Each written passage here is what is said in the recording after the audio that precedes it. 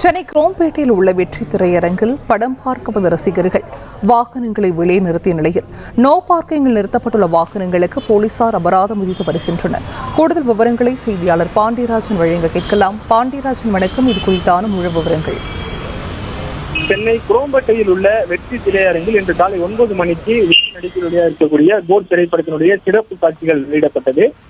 அதிக அளவிலான கிட்டத்தட்ட 1000 பேர் பார்க்கக்கூடிய அந்த திரையரங்கில் வாகனங்கள் நிறுத்துவதற்கு பொது இடம் இல்லாத காரணத்தால் அந்த ஜிஎஸ்டி சாலையில் வாகனங்கள் அங்கங்கே நிறுத்தி சென்றப்பட்டிருக்கிறது.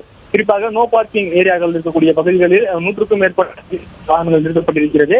அப்பகுதியில் தற்போது காவல்துறையினர் வாகனங்களுக்கு அபராதம் விதித்து வருகின்றனர். குறிப்பாக 500 ரூபாய் அபராதம் அடங்கிய அந்த ரிசிப்டை அந்தந்த வாகனங்களின் மீது செல்கின்றனர். குறிப்பாக ஜிஎஸ்டி சாலையை பொறுத்தவரைக்கும் மிகவும் போக்குவரத்து மிகுந்த நெரிசல் சாலையாக பார்க்கப்படுகிறது.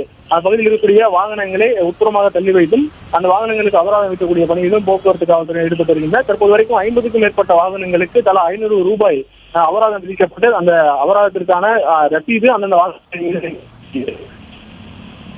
விவரங்களை வழங்கியமைக்கு நன்றி பாண்டியராஜன்.